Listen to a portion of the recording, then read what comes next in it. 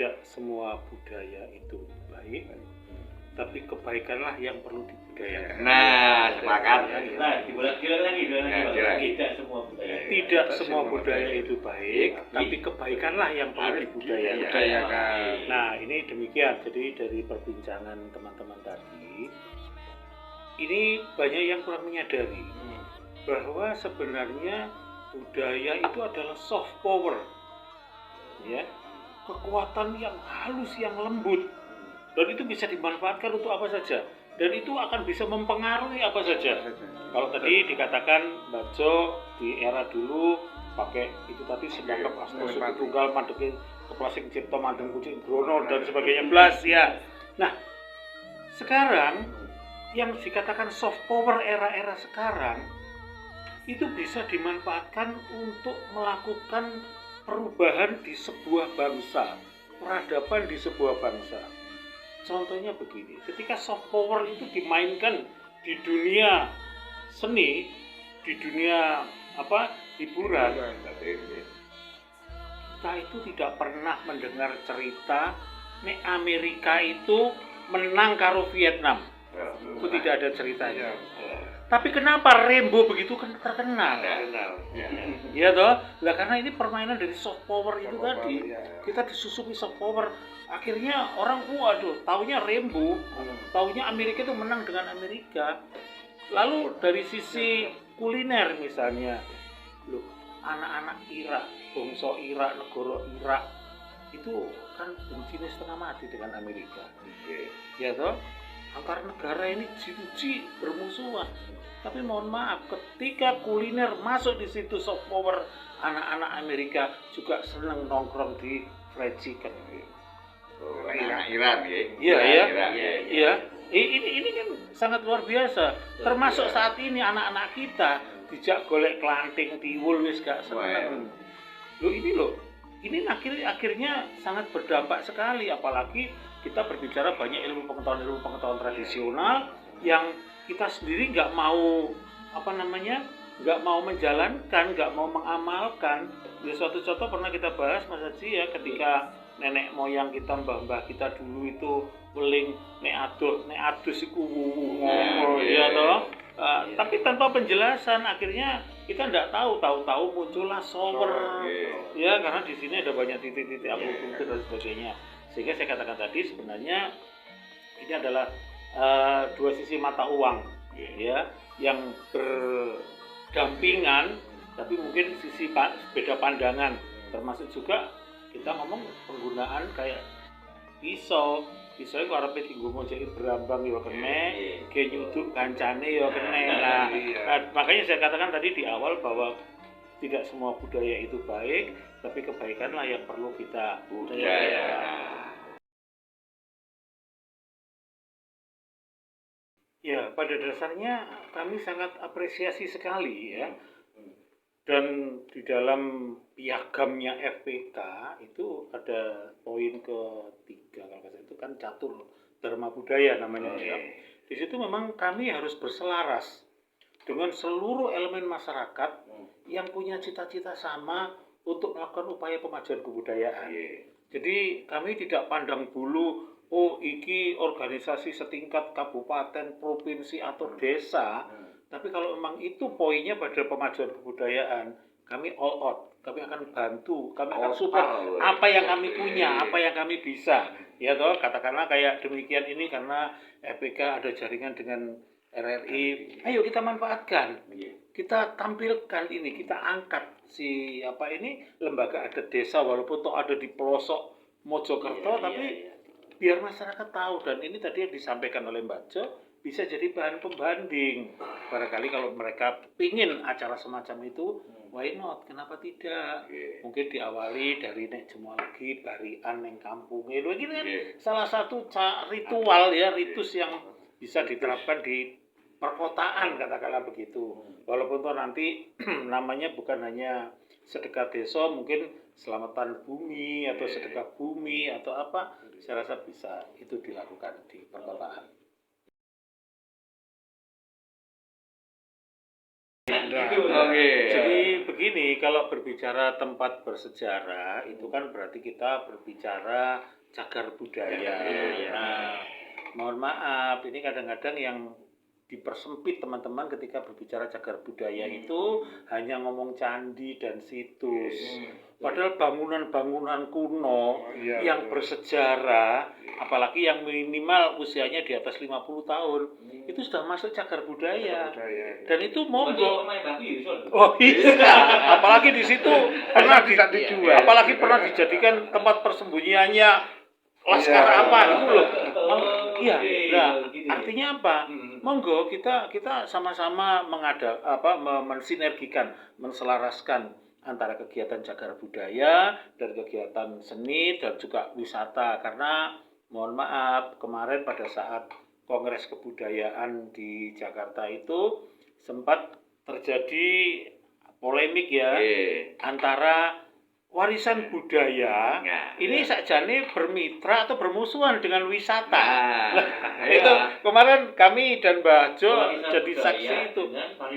Iya, harusnya bisa.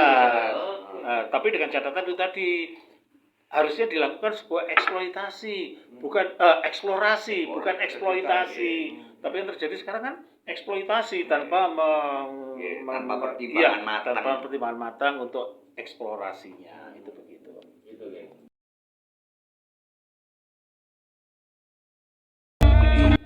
Jadi memang karena kami ini lembaga yang swadaya, swadana, swakarsa. Nah, kami berusaha untuk membuat skala prioritas ya. Jadi apa sih yang perlu kita garap yang urgen? Jadi kami buat skala prioritas itu dalam arti kata kapan kami mampu dan mana yang bisa kami kerjakan. Suatu contoh, ketika kita berbicara masalah tulanan tradisional, ya kita ngomong kan ini objek kemajuan kebudayaan ya. Ketika kita ngomong tulanan tradisional, anak-anak sudah mulai gadget, terus dia tidak kenal dakon, tidak kenal. Loh, ini FPK mencoba melakukan itu dengan menggelar festival dakon. Justru malah untuk membanggakan mereka peserta lomba dakon itu kami gelar di Hotel Bintang 5. Ya, kita buat gelar di Hotel Bintang 5. Malah mohon maaf, pialanya itu langsung dari Pak Muldoko, Kepala Staf Kepresidenan. Lomba dakon itu. Ya, artinya apa? Kami nggak mampu beli piala misalnya, tapi justru malah dapat piala yang sangat luar biasa. Ini membanggakan para siswa yang waktu itu hanya setingkat SMA ya, itu ya teman-teman, ada beberapa sekolah itu di Pasuruan saya ikutkan lomba. Lalu di sisi-sisi yang lain, misalnya kita berbicara tentang manuskrip. Ini kan kadang-kadang orang itu manuskrip ini apa toh? Ya, bahasa ini apa yang digarap. Nah, kami mencoba mendekati anak-anak muda sebaya seumur SMP SMA. Itu jangan malu menggunakan bahasamu dan dialekmu. Mau dia itu orang Madura, mau dia itu orang Jawa. Kan orang Jawa pun mohon maaf, ada beberapa dialek, ada beberapa kebiasaan itu yang menyingkat. Misalnya di daerah Mas Heri itu ada sumber wekas. Kan di sini kan berkas. Ya toh. Nah, ada Sumberjo, jadi Berjo. Nah, ini tolong dipertahankan itu. Kalian nggak usah malu. Minimal orang akan tahu. Lalu yang utama lagi, mohon maaf sekali lagi, ini masalah pemberian nama. Ya, ini pemberian nama ini akan jadi identitas. Ya. Jadi ketika kita merem ketemu dengan orangnya kita tanya namanya, saya kenalkan saya Bagong, terus dia ngomong, saya Latu Konsina, pasti ngabun. Iya toh, saya Nyoman, pasti Bang. Tapi ketika ngomong Bambang, Heru, Sumantri, Sumitro, Soekarjo, pasti si orang Jawa. Nah ini kalau toh memang mohon maaf, kalau toh memang malu dengan nama-nama yang umum, tapi tetap identitas Jawa, monggo di bahasa Indonesia kan nggak apa-apa, gitu. Nah, Suryono jadi Suryana kan tidak masalah kalau dia tidak mau, tapi paling tidak ini identitasnya ya. Soal nanti kok sama kayak di mana di daerah Pasundan ya kan kita bisa jelaskan itu saja nek nulis A itu itu kudu A kan gitu ya. Iya Sabdo Sinokarta nggak mungkin saya tulis Sabda Sinokarta, terus ya Sabdu. ini yang nanti lambat laun kita karena mohon maaf tugas kami berat banget ya, tugas kami berat banget karena itu tadi kalau ngomong kesenian mungkin kami nggak akan ada kesulitan karena sampai saat ini dari 10 objek pemajuan kebudayaan ditambah 1 cagar budaya itu saat ini tuh saya sudah alhamdulillah. Kalau kemarin orang mempersempit budaya itu jadi kesenian, tapi saat ini sudah mulai ada yang rada aneh lagi, dia mempersempit budaya itu pada adat. Nah, padahal sangat beda jauh ngomong adat, ngomong budaya dan berbicara tradisi itu sangat beda ya. Jadi ini yang mungkin perlu dipahami teman-teman pelaku adat. Jadi adat itu pada dasarnya adalah aturan yang bersangkutan dengan hukum. Gitu loh. Iya. Jadi ketika ada hukum adat tentang ini nggak boleh dilakukan, kalau dilakukan ada denda, itu namanya adat. Atau tertulis. Nggak harus tertulis. Kalau tertulis nanti akhirnya jadi perdes. Ada yang tertulis, ada yang nggak tertulis. Iya. Tapi ini yang lebih cenderung pada yang tidak tertulis sehingga ini kebiasaan ya. Lalu kemudian tradisi. Nah, tradisi ini memang hampir sama dengan adat istiadat, cuman di tradisi ini tidak ada sanksi. Tidak ada sanksi. Kita berbicara tradisi. Tradisi ini nek kupatan kupatan. Kupatan juga masalah. Enggak apa. Iya, karena faktor mungkin enggak punya duit atau apa-apa ya itu. Nah, tapi intinya di dalam keduanya ini masuk dalam bingkai budaya. Karena ketika jangan melakukan adat, melakukan ritus, ini di situ juga ada hal-hal yang lain. Misalnya ngomong ngomong tradisi lisan, karena di situ ada ujubnya. Ujub itu tradisi lisan yang turun temurun. Lah ini makanya ini perlu. Jadi karena nanti jadi ketika nanti Dewan Adat ini melakukan sebuah kegiatan, perlu beberapa objek pemajuan kebudayaan itu tercakup jadi satu. Jadi jangan hanya sekedar ngomongin tradisi lisan itu mau copat tapi di situ ada ujub. Mohon maaf, kekuatan ujub sangat luar biasa. Saya punya pengalaman satu, ini enggak saya sebutkan ya, yang pasti daerah itu adalah daerah prostitusi. Daerah prostitusi. Nah di situ ada acara selamatan desa, selamatan dusun. Nah ada tokoh masyarakat situ yang baca ujub. Saya yakin ujub ini bukan ciptaannya dia. Ujub ini pasti dari mbah-mbahnya dulu, ya, dari era-era dulu. Nah di situ saya kaget ketika ada kata-kata selamat Joko nih, selamat perawan. Sangat luar biasa. Berarti mbah-mbah dulu sudah memprediksi bahwa di sini nanti akan ada tempat prostitusi yang rawan untuk rawane. Mungkin juga ketika di situ nanti ada peredaran narkoba dan sebagainya, Joko ini kudu selamat. Ini sangat luar biasa. Lah monggo nanti kita sama-sama lah. Ayo monggo kita ajukan bareng-bareng. Piye itu ujub yang ada di daerah sana. Kalau perlu nanti monggo di sumber ada. Monggo itu harus supaya ini nyatu gitu loh. Nah ini merupakan langkah-langkah kami. Kalau saya nggak mungkin gelar festival ujub, tapi ketika ada acara ini saya sarankan untuk ada ujub. Ada kalau bisa mungkin bisa dibutuhkan. Gini, mohon maaf. Gini, kalau ujub itu kan jujur saja itu kan masih tradisi lisan. Walaupun toh ngomong inventarisasi atau literasi, Tapi biasanya ujub itu jari Mbak Bian itu gak kena ditulis. Siapa? Itu. Ya.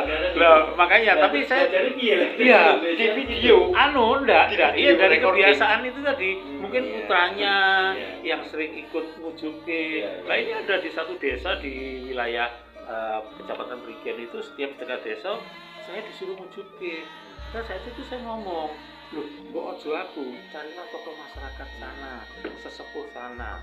Ternyata sesepuh sana yang biasa wujudkan itu sudah meninggal dan ilmunya tidak ditularkan kepada ini kan regenerasi, ini kan eman-eman gitu loh. Makanya mohon nanti di teman-teman di setiap desa ketika dia mengadakan sedekah desa, selamatan desa, sedekah bumi atau apalah, ya ini tolong ada doa ujub itu.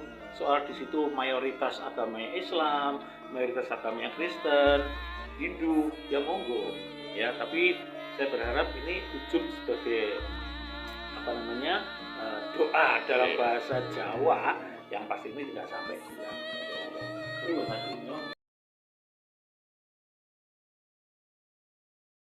Semua hari baik, tapi ada hari tertentu yang dianggap baik. Misalnya Jumat, ya toh? Kemudian semua waktu itu baik untuk berdoa, tapi ada tempat-tempat yang baik untuk berdoa. Misalnya antara adzan dan iqamah, di sujud terakhir dan sebagainya. Loh ini sebenarnya sama kok. Kami itu mencari yang terbaik ya demi kelangsungan sebuah pernikahan. Karena iso nikah itu yo pisan gitu, tahu jangan sampai nanti pisan nek kene pisan nek kono. Apa kudu ditisi? Iya wis. Nah, makanya Iya. makanya saya berusaha untuk apa yang saya bisa ini saya tularkan. Toh tak kayak nih wong yo gak kalong kok ilmu saya ya, cuman paling tidak ini teman-teman ternyata gini toh cara ngitungi, oh iki toh efeknya dan sebagainya. Nah soal nanti ada perbedaan jari sopo sih nek misalnya ketemu selawe itu nggak oleh kan gitu ya. Nah mudah saja kok sebenarnya itu rumusnya. Nek selawe gak oleh ya golekno dina 13. Contohnya. Kenapa? Ketemunya berapa? Selawe tambah 13. 10.000. 38.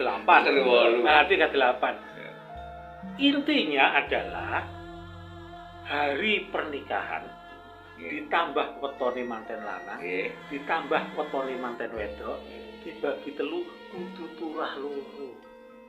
Ya ini mungkin biar pendengar semua ngerti. Jadi monggo, yang penting itu dihitung hari wetone manten lanang, mantene weton wedok, tambah hari akad nikah itu kalau dibagi 3 harus sisa 2. Ojo sisa 1 apa meneh entek. Ya ini salah satu rumus karena apapun ini bagian dari ikhtiar aja lah. Ojo masalah mana takhayul sirik musik enggak. Ini bagian dari kita ikhtiar.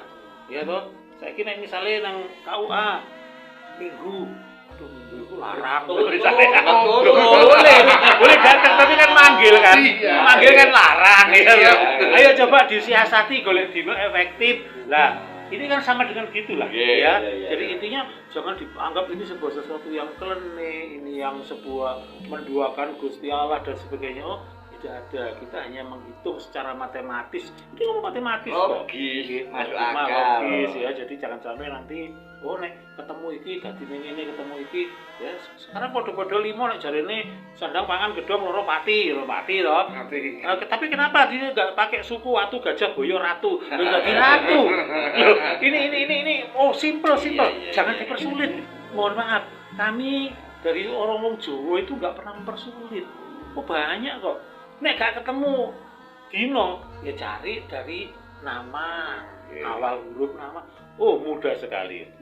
Jadi saya mohon maaf, ini bukan masalah saya pamer kepintaran, tapi saya ingin membagikan ini kepada siapapun yang ingin belajar.